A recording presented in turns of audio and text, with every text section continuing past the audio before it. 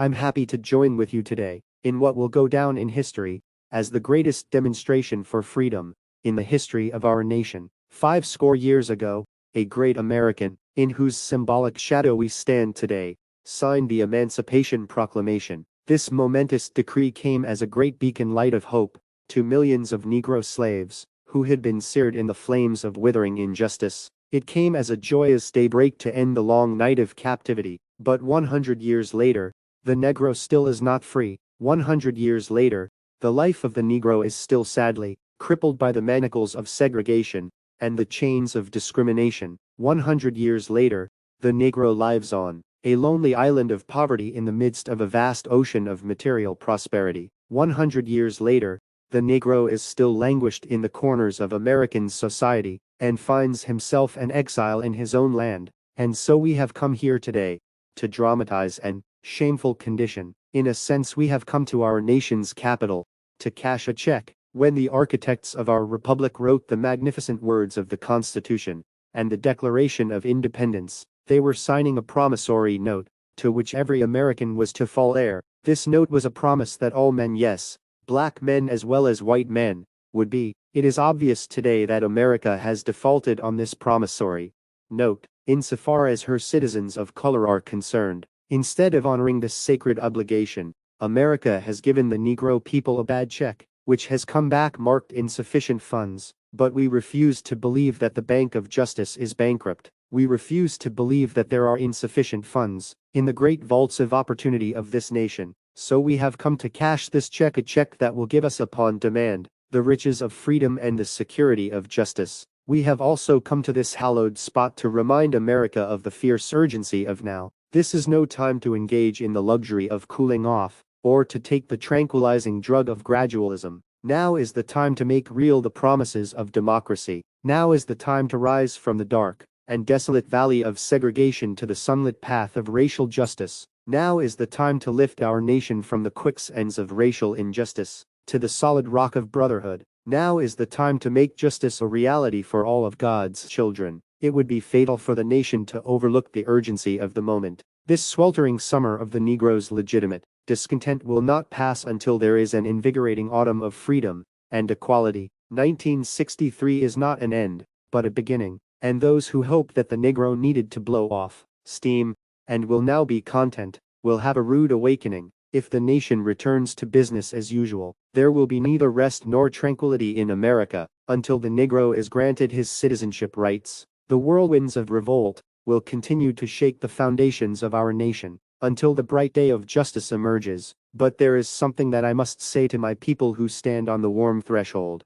which leads into the palace of justice. In the process of gaining our rightful place, we must not be guilty of wrongful deeds. Let us not seek to satisfy our thirst for freedom by drinking from the cup of bitterness and hatred. We must forever conduct our struggle on the high plane of dignity and discipline. We must not allow our creative protest to degenerate into physical violence. Again and again we must rise to the majestic heights of meeting physical force with soul force. The marvelous new militancy which has engulfed the Negro community must not lead us to distrust of all white people, for many of our white brothers, as evidenced by their presence here today, have come to realize that their destiny is tied up with our destiny. They have to come to realize that freedom is inextricably bound to our freedom. We cannot walk alone, and as we walk, we must make the pledge that we shall march ahead. We cannot turn back. There are those who are asking the devotees of civil rights, when will you be satisfied? We can never be satisfied as long as the Negro is the victim, or the unspeakable horrors of police brutality. We can never be satisfied as long as our bodies, heavy with the fatigue of travel, cannot gain lodging in the motels of the highways and the hotels of the cities. We cannot be satisfied as long as the Negro's basic mobility is from a smaller ghetto to a larger one. We can never be satisfied as long as our children are stripped of their selfhood and robbed of their dignity by signs stating for white only. We cannot be satisfied as long as a Negro in Mississippi cannot vote and a Negro in New York believes he has nothing for which to vote. No, we are not satisfied, and we will not be satisfied until justice rolls down like waters and righteousness like a mighty stream. I am not unmindful that some of you have come here out of great trials and tribulations. Some of you have come fresh from narrow jail cells, and some of you have come from areas where your quest for freedom left you battered by the storms of persecution and staggered by the winds of police brutality. You have been the veterans of creative suffering. Continue to work with the faith that unearned suffering is redemptive. Go back to Mississippi. Go back to Alabama. Go back to South Carolina. Go back to Georgia. Go back to Louisiana. Go back to the slums and ghettos of our northern cities, knowing that somehow this situation can and will be changed. Let us not wallow in the valley of despair.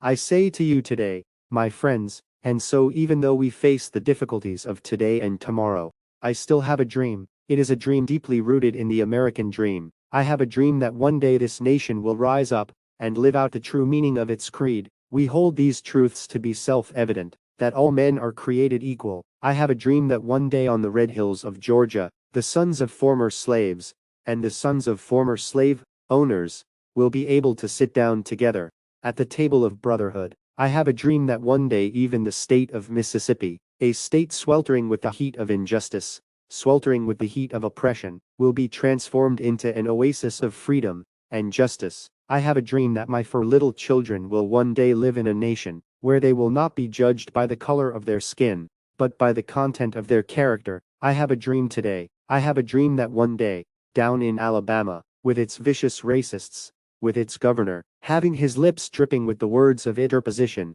and nullification one day, right there, in Alabama, little black boys and black girls will be able to join hands with little white boys and white girls as sisters and brothers. I have a dream today. I have a dream that one day every valley shall be exalted, every hill and mountain shall be made low, the rough places will be made plain, and the crooked places will be made straight, and the glory of the Lord shall be revealed, and all flesh shall see it together. This is our hope. This is the faith with which I return to the South. With this faith we will be able to hew out of the mountain of despair a stone of hope. With this faith we will be able to transform the jangling discords of our nation into a beautiful symphony of brotherhood. With this faith we will be able to work together, to pray together, to struggle together, to go to jail together, to stand up for freedom together, knowing that we will be free one day. This will be the day when all of God's children will be able to sing with a new meaning.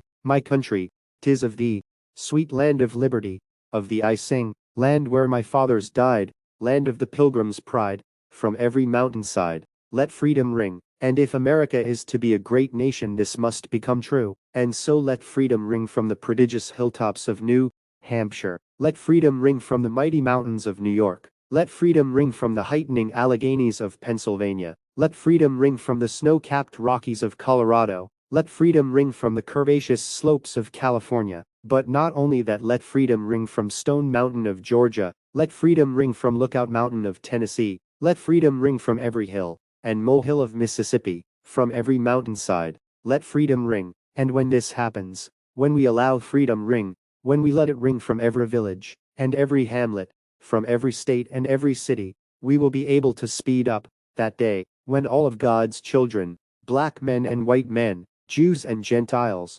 Protestants and Catholics, will be able to join hands and sing, in the words of the old Negro spiritual, free at last. Free at last. Thank God Almighty, we are free at last.